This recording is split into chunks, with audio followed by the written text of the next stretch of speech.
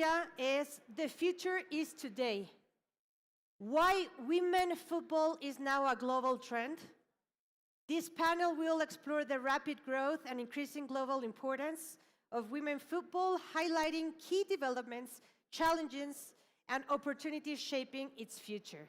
Hablaremos del fútbol femenil, tendremos perspectivas maravillosas, hablaremos acerca del crecimiento tan rápido que hemos tenido, la importancia global que representa el fútbol femenil, las claves que se han generado a lo largo del desarrollo, los retos, evidentemente, que son muchísimos, que están y seguirán siendo, y áreas de oportunidades tanto para el presente como el futuro.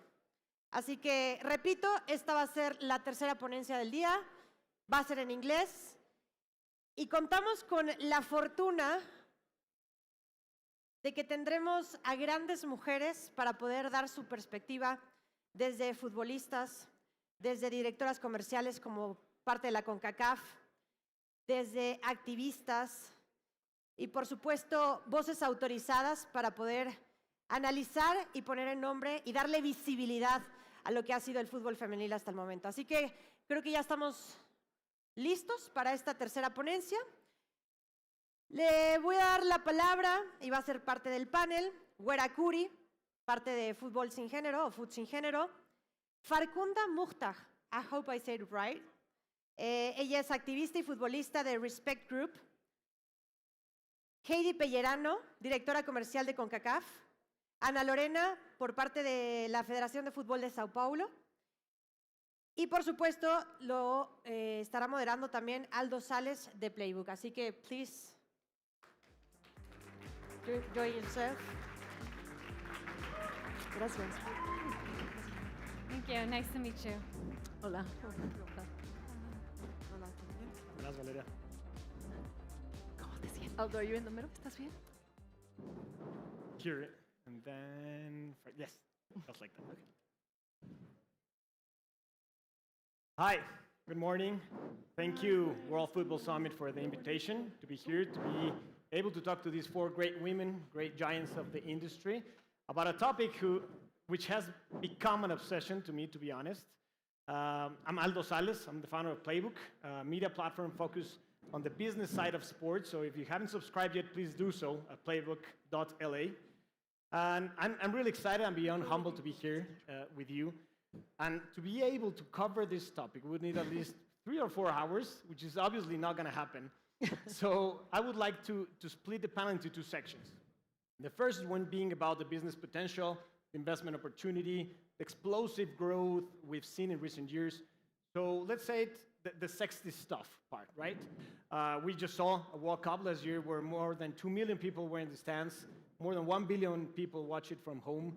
We have America, the continent, being the most powerful platform for the sport, with CONCACAF being, let's call it the UEFA of women's football, very strong, with very successful products under your leadership, Heidi, such as the Gold Cup and many others. We also, we're about to have the next Women's World Cup in Brazil with you and Lorena, making the continent even stronger for the sport. And we have in Mexico the Liga MX Femenil, which has been a tremendous success thanks to the work of a team led by Mariana Gutierrez, but also to the work of people like you, Wera, who have worked tirelessly to allow thousands of girls to actually play what they love. And then we'll go to the second section, the section about what needs to be done in order for the sport to grow sustainably, in order for women and girls to be able to have access, real access to the sport, and to be safe while practicing it. And here, Farkhunda, you have taught us so much and inspired us all. So if it's okay with you, let's jump at it. I would like to start with a question that I would like each one of you to respond it, starting with you, Heidi. And it is, given the explosive growth we've seen in recent years, what initiatives or strategies do you think have been the most effective in driving this growth? And how can we build on this momentum, both locally and globally? Absolutely. Buenos días. Good morning to everybody. Thank you for the opportunity to be with you today. The lights are very blinding, so I have no idea if I can see all of you smiling faces, but I know that it's great to see, I think it's a full room and some standing people for a discussion around women's football. And I think that's the first testament. Maybe 5 years ago, we would not have had a full room of people to have this conversation. So thank you for that. I'll tell you, to kind of start at the level of the question that you started, is it's investment, right? And it's investment, and it's holistic investment in terms of not just commitment from the organization and every department in the organization to say this is a priority, right? It's then following that with investment in terms of putting the right resources behind it, and not just people that want to work in women's football or are passionate about it, but people that have the skill set to really work in women's football, that have the business acumen, whether they're former players or executives. And I think then is the financial commitment. And that's where it gets a little bit tricky, to be quite honest with you, because women's football struggles with one aspect, right? Which is kind of frustrating in a way, because if you are a company or you're an entrepreneur and you're building your company, you're building a strategy to hopefully maybe break even 5-10 years down the line, right? That you have a vision that you know it requires investment year over year, and eventually you'll get to that break-even point. Unfortunately, women's football sometimes, or women's sports in general, are not afforded that, right? They want to make money day one, right? You get into a lot of rooms, and that's the discussion. It's like, oh my God, we lost this much money, did we lose? And it's like, wait a second. If you want, we can go into the archives and look historically at the financials of the Liga MX. Let's look at the financials of the MLS. Let's look at even the financials of the NBA. No product can be launched off the gate with success, right? It requires, and then it's cyclical in nature, right? You might have success, and then you might have decline. So that's where the commitment part comes in, and it has to be holistic commitment from the very top of your organization, because they set the tone, they set the vision, and they're the ones that can move all of the resources to make sure it gets developed. Totally agree. Thank you. Thank you, Heidi. Farkhunda? Before I begin, actually, I want to share a very interesting fact about women's football participation in Mexico. So Mexico actually happens to be the nation with the highest percentage of women competing in the sport globally. So good for you, Mexico, and there's no better nation to have this conversation, I believe, than here. And so when it comes to the growth of women's football, according to FIFA, actually, since 2019, women's football has grown globally by nearly a quarter to about 16.6 million. And so what that shows is, despite COVID-19, women's football is a trend. It is willing to grow. There is interest. However, that investment also has to be associated with women's football in order for it to grow holistically, like Heidi mentioned. And I believe women's football has grown due to several different factors. And that being, now we're focusing more on the grassroots level. We're investing our resources into attracting young girls, developing them from a young age, but also providing them with good resources so that they can actually advance in the sport and want to look forward to being a professional women's footballer or active in this department. The next is media coverage. Unfortunately, in Canada, and I know this is pretty global, approximately only 44% of women's or sport coverage in general is associated with women's sport. And so despite young girls seeing such a small percentage of them reflected in the media, that is still enough of an incentive for them to see it, believe it, and achieve it. And then lastly is the investments that comes with it. Unfortunately, women's and men's football operates very differently when it comes to investments. And the way we look at men's football is, we know that it's a global phenomenon. We know that there will be growth, and we're not worried about investing in the sport because we make decisions based off our emotions and data, of course, as well, associated with it. When we look at women's football, the first thing we like to look at is data and then invest based off of emotion. So it's kind of the flip.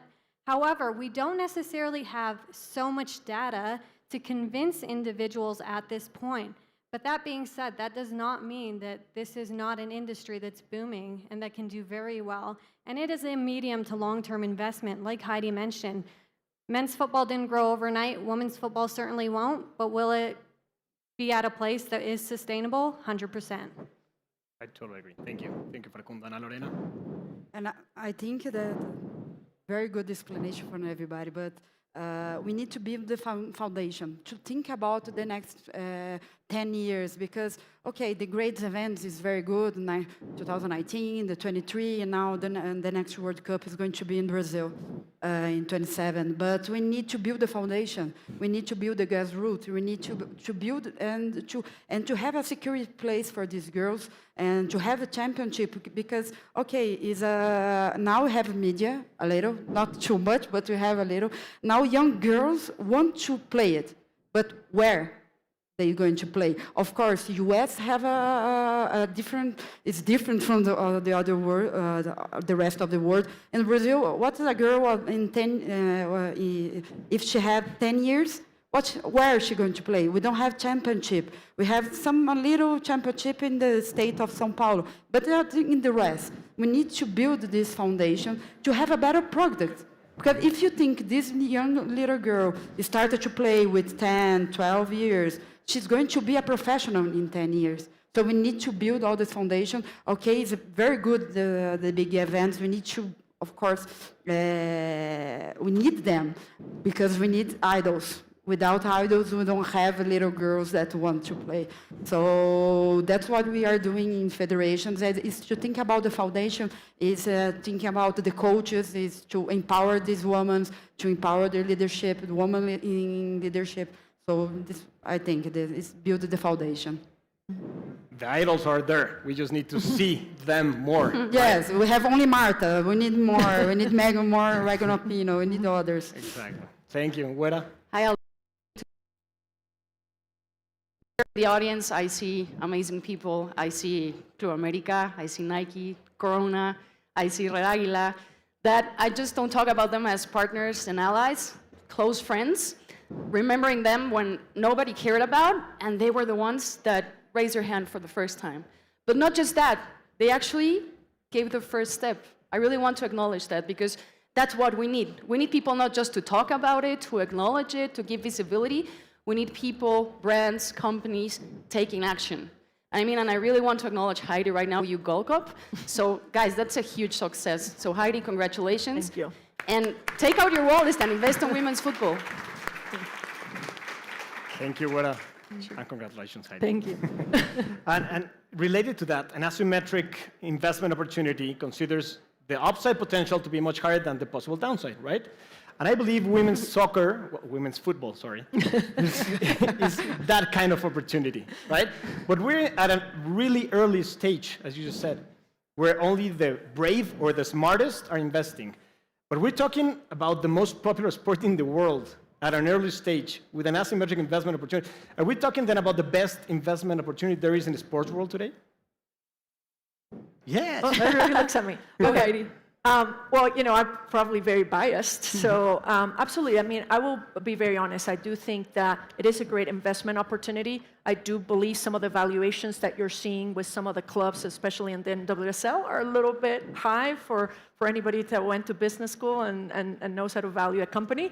But it is important, right? And I think there's a lot of different factors. We talked a little bit about this in terms of, you look at the size of the population, right? And the split, right? We have a close to 50-50 split male-female around the world.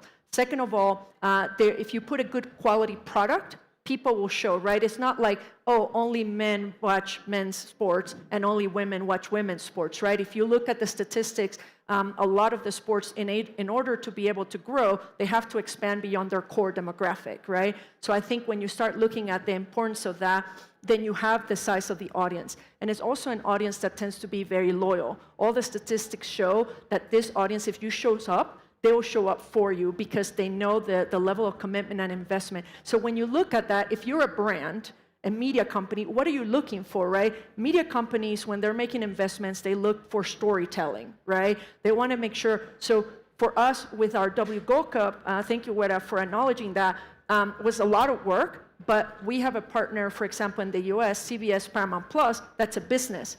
They didn't invest in us because they thought, oh, it would be nice to show women's empowerment and that we stand by women. No, they had a business result. And they did the analysis on their end, and they knew that they could get more subscribers behind their product because of the loyalty of this fan base, that if you put them behind 3 paywalls, they'll find a way to get to that content, right? So that's what makes this a smart investment, because it has all of the economics of a strong foundation, great opportunity and the audience with the economics to really make it work.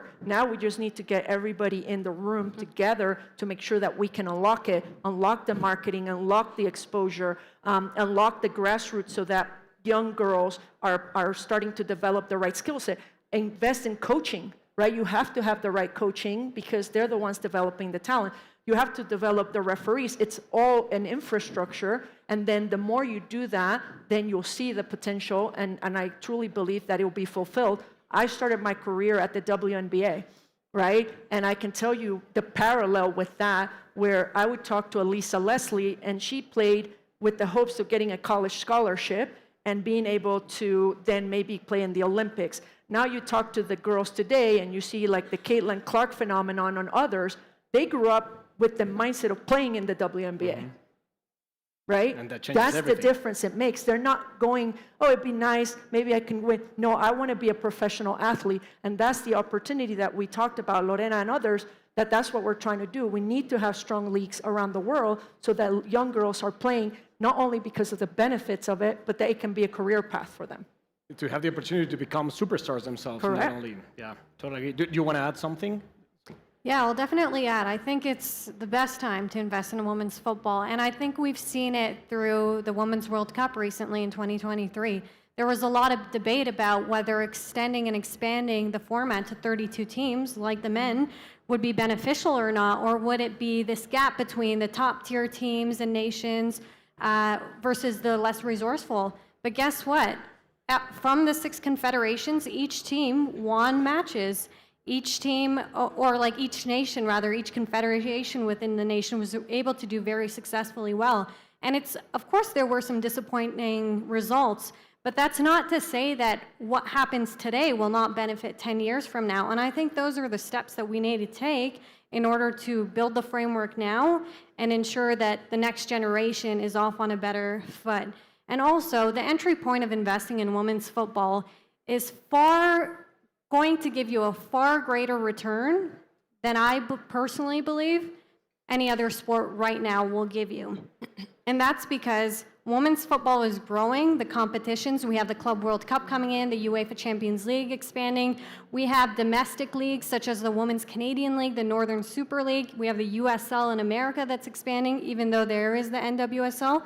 So the options are endless to invest, but the question really is, are you willing to put your money where your mouth is? So. I think it's important when FIFA already showed it to us that you need to treat the product differently.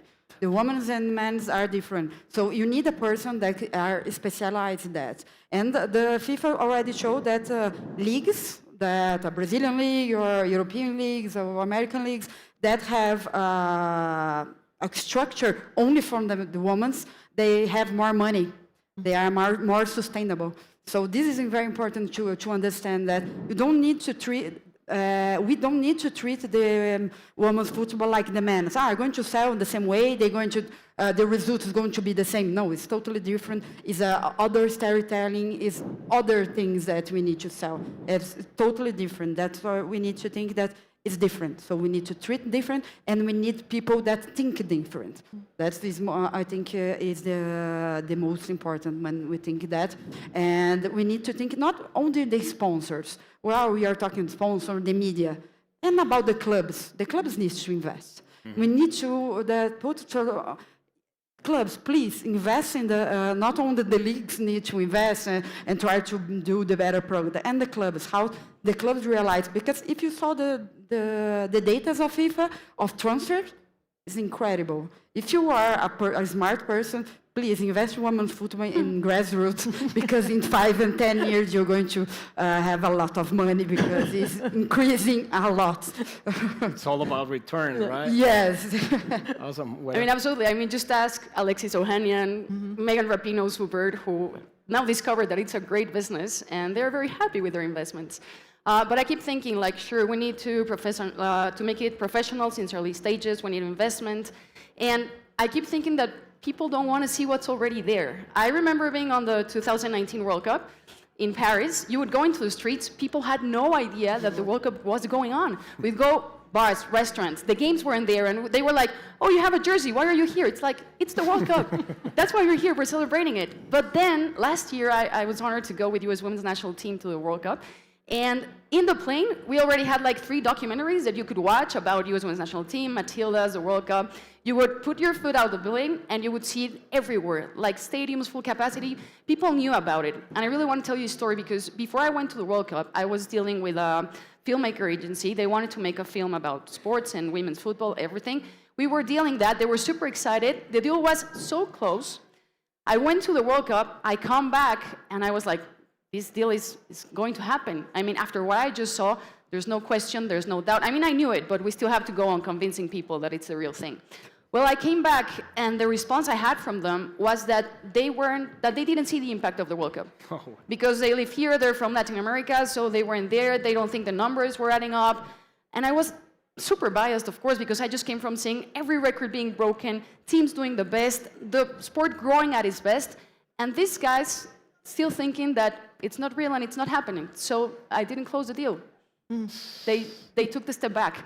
But for me today, honestly, if that's the way you think, it's just because you're not willing to see what's really going on. The reality nowadays is that women's soccer, women's football is happening. It's a great business. It's going to continue to grow. And if you don't see it, I only think it's going to be your loss, honestly. Definitely. More for us. Sure. So talking about that, that men's income and women's income, there's a huge disparity, right? Still a huge disparity. And of course, the numbers need to make sense. It's 1 + 1 is 2. And there's this virtuous cycle where the more exposure, the more fans, the more sponsors, more money, et cetera, and we just saw the numbers, how they've been rising.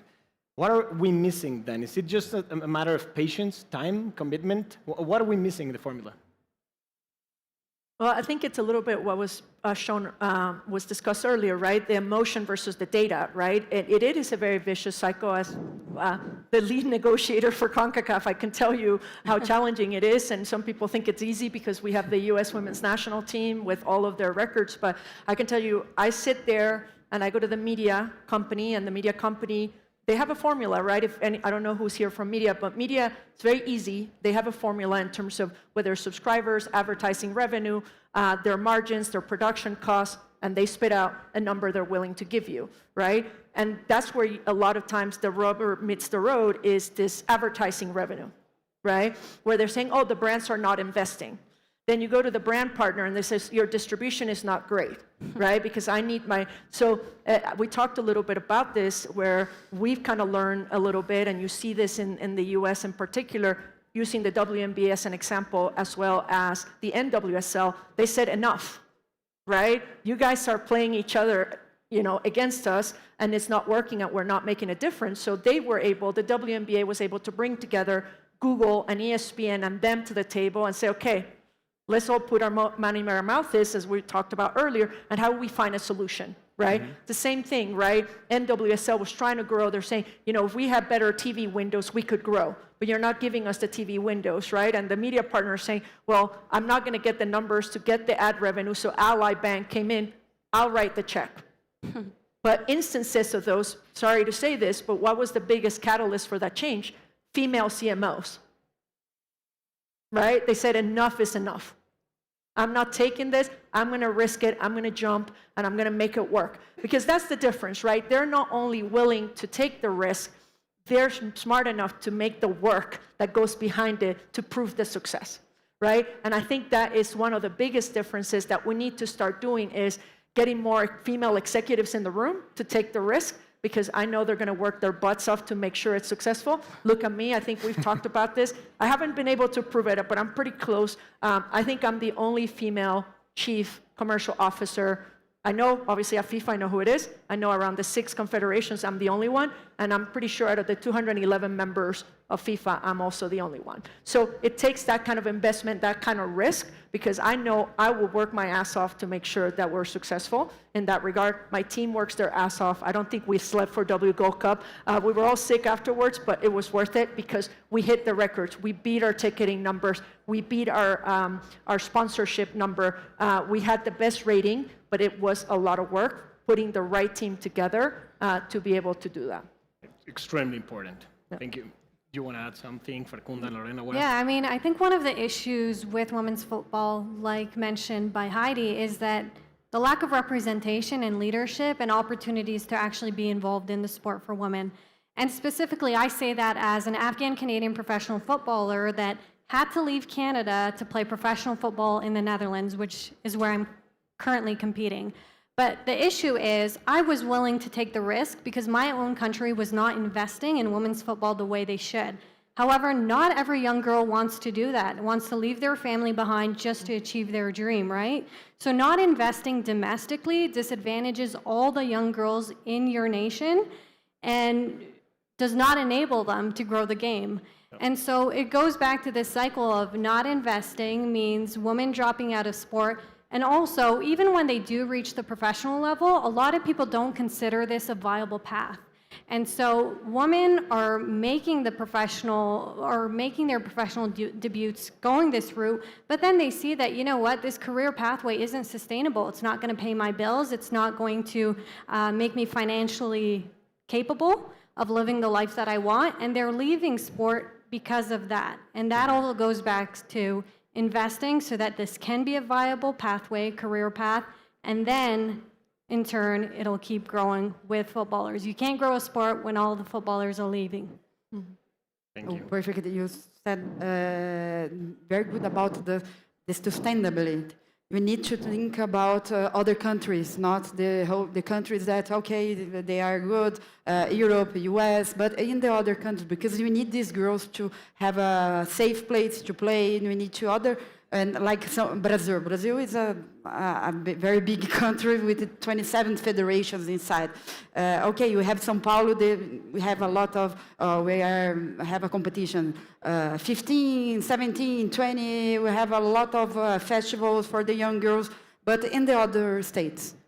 Brazil is good, it's the country of football. No, it's São Paulo, the country of football. We need the girls in Amazon, the girls in Northeast need to have a place to play. And if I'm thinking about Brazil, I need to think about domestically and think. But if you think about Peru, Bolivia, other countries, that we need these girls and we need to guarantee that these girls have a safe place, because a lot of girls, they are not playing because it's not safe to them, and it's not saving their country, not saving their place. So we are missing, and still, I think for the women's football, we are missing the structure. Mm-hmm. But the structure, not the big structure like the World Cup, like Golden Cup, what's amazing product, the Copa America, Euro, but no, we are missing the domestic leagues. We are missing that. We need to. That's why we are thinking now in Brazil that, okay, we're going to have the World Cup. So we need to structure. In 3 years, we need to guarantee the structure. Because we're going to have a lot of idols. We're going to have a lot of media. We're going to do that. But where this girl is going to play? Who is going to be these coaches? Who is going to be the people that are going to work with this girl? So we need to think about that, because the big event is important, but we need to all the structure. I think we are missing that. So we are working, but we need to. But if I can expand on that real quickly, because I think that's a hugely important point to highlight, right? You're representing Brazil, right, where people have this image, right, of, oh, Brazil, nothing to worry about, right? You talk about Canada, Olympic gold medalist. Oh, look, the investment's not there yet, right? Even the United States, I can tell you, the United States is still a pretty elite sport. If you go into some of the local communities in some of the, they're not going to have that access yet. We at CONCACAF, we have 41 countries. We have Anguilla, we have Haiti, we have Antigua and Barbuda. So our responsibility is collectively to invest at all levels, not just at the elite level, not just investing at what's working, and let that, because that's what the rest of the world sees, right? If we invest at the lower levels, that's only going to help increase everything for everybody, right? So I just want to make sure, because here you're demonstrating, like, people would think, Brazil, right? Oh, Marta, you're done, right? Canada, you have a gold medal, right? You're done.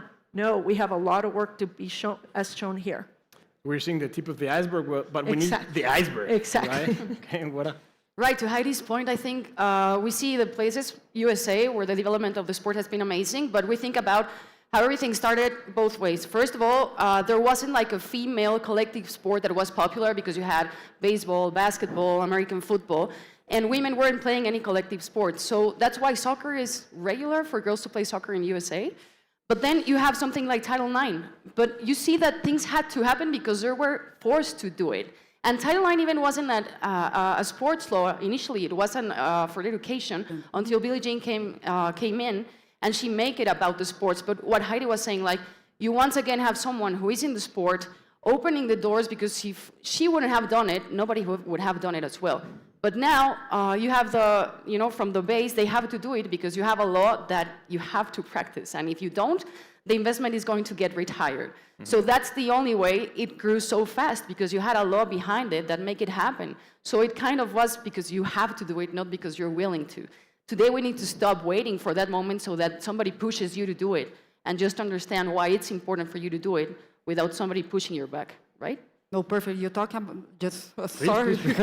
You talk about something very important: is the organization and the government to guarantee some stuff, because we need to obligate sometimes. We need to do that. Sometimes it's important to do. The CONMEBOL do that, and the Brazilian Confederation do that. The clubs that are participating in Libertadores, Sul-Americana, needs to have a women's team. Sometimes you need to do that, and the results of Brazilian in the South America in 2019 to now, 5 years, is amazing. So sometimes you need to obligate, and now we have the license. The license club to league is very important, because you're going to obligate that the club is going to participate to our championship. Need to have some stuff, and now we put a lot of things. São Paulo was the first federation that implemented that 3 years ago. So to participate in the Paulista Federation, the club. It's the oldest championship in Brazil in the women's.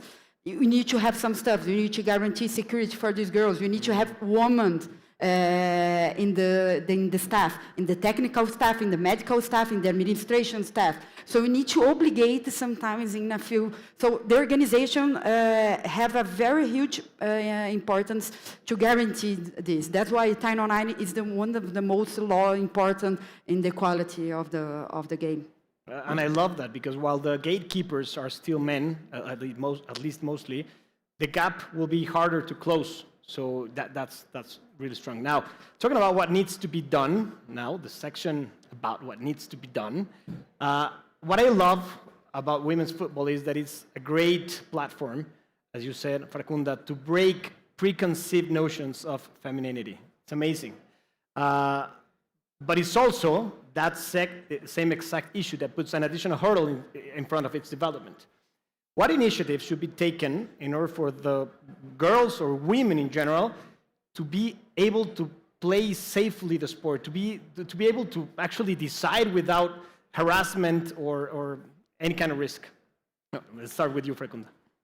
So currently, FIFA member associations, only 77% of them have safeguarding policies in place. 67, you said? 67%. And that seems like a lot, but we're talking about safeguarding. We're talking about making sure that there's no bullying, abuse, harassment, discrimination in sport.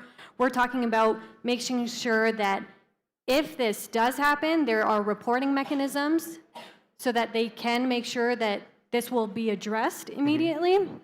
And so just to tell you what we're missing right now, kids in general, so boys and girls and all kids, leave sport at the rate of 70% by the age of 13. And with girls, it's double that amount, okay? So for every boy that leaves, 2 girls leave sport. Now, what we're seeing here is, well, girls don't want to be active. They don't want to be in sport beyond a certain age, but that's not true. We all know that the framework is broken, and we know that by promoting safeguarding policies and making sure we can keep girls in sport engaged and having these fun opportunities for them, but also making sure that they feel safe, they feel a sense of belonging, and they know that if anything does happen, they're able to report that. And that comes down to education policies for every stakeholder involved in sport, not just the players and coach, but the staff, the referees, and the parents, because they play a phenomenal role in women's sport development. And then other than that is let's say we moved on and now we have girls engaged in sport. They've continued on to the professional atmosphere. Well, now we're not actually taking care of our female athletes because females are up to 8 times more prone of ACL tears, and we're not doing the research behind that. And so we saw last Women's World Cup, so many stars were not able to compete because of those ACL injuries. Now, I'm not one to compare men and women's football because I think they're completely different markets, but let's consider the fact that many stars would have not been at the FIFA Men's World Cup because of a single injury. You don't think we would have reacted sooner? And then also with menstrual health and things like, starting a family as a female and pregnancies. Now we have FIFA implementing those policies, which is a huge step, and we're grateful for. But I think those are the things that need to be implemented and changed so that we can actually see sustainable growth. Amazing. Thank you. Do you want to join Lorena, Wera? You talk about some important things that we need to guarantee for these girls. And in Brazil, we have a study that the girls leave the sports at the age of 12 or 14, a lot of 2 times more than the boys. This is so important because this is the age, so important because it's the age that the girl have the period, started to have the period. So we need to guarantee. That's why it's so important to teach the coaches. Not the coaches from the professional, the coaches from the grassroots. We need to teach them how to deal with mixed football. Because it's so normal to have mixed football in US, in the grassroots ages. It's very common in Europe. In Brazil, it's common, but in the age of 12, she's going to leave because now it's different, the body changed, the parents know now you need to come back home because it's forbidden for you because now you're a woman, not a girl. So we need to guarantee that we have good teachers, good professionals that's going to make sure that this girl is going to compete with the young boys, that have a safe place. In Brazil, have now a lot of places that only for girls. The places that only for girls, but now the girls be safe there. I want to play only with women because it's better for me, the parents. But I think this is not we need not to do only that because we need the mixed football. It's important to all the society, but for that we need to have safe space. So that's why the structure of everything is important, not to think about all the competition. We need to guarantee that to teach all these coaches. Thank you. Wera, Heidi. Heidi. I mean, I think one of the things that is very important is when you hear these points is that there's this analysis of like, oh, girls want to drop out, right? That their attention is going elsewhere. And I think we need to really start thinking about more the why these things are happening and really making sure that we're attacking it. And it starts from even the base, right? You still don't have the same rate of participation. Right? And a lot of that I can tell you, looking at CONCACAF and our 41 members, there's still a strong stigma in certain cultures, especially when you look into the Caribbean, in terms of allowing your little girls to play. So we work a lot on that at CONCACAF to make sure that we're able to go into these countries and break that stigma. The second thing then comes in when you finally break through that stigma, then the parents kind of reluctantly bring their little girl and they look around and they go, oh, I don't know if I want to leave my little girl here because predominantly a lot of male coaches. So now we have to invest in making sure that there's sufficient representation so that the parents feel comfortable. And we also we have a lot of programs, we call them Train the Trainers, where we're actually teaching to get more women, but also teach the men how to coach girls differently than boys, right? So that is another element. And then sometimes access, right? If you're going to say, oh, you can practice, but it's at this time, right? Then how accessible is that for the parents that have to get the young girls there? So you have to kind of think about all of it holistically versus just saying, oh, no, if we start the program, they'll show up, right? No, there's a lot of things. There's stigma. There's what you see when you get there. There's the safety. There's the accessibility of it. And you need to make sure that people are thinking about all of that and taking a step back and providing that. Definitely. Representation, representation. Yeah. Thank you. Wera? I think we are all motivated by thinking about those young girls. I mean, I remember when I played, I've been playing soccer for 33 years. And still, it's my favorite place in the world. It's where I feel the most me. And I never want any girl to have the feeling like she doesn't belong there or that she doesn't have the chance and the path to choose her dream. And any less because of her gender.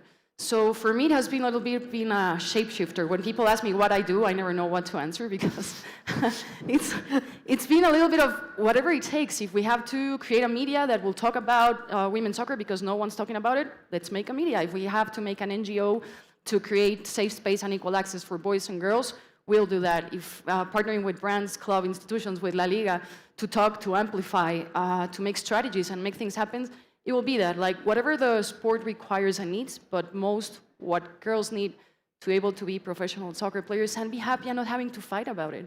Definitely. So there's a lot of work to be done. That's the clue. But I think we're in a great trajectory. The sport is going in a great trajectory. Unfortunately, we ran out of time. I want to thank all of you, but most I want to thank you. Because we know that with people like you, with women like you, this job that needs to be done is going to get done. So the women's sports, the women's football is off to a great, not start, but a great future. Thank you. Thank you. Thank you very much.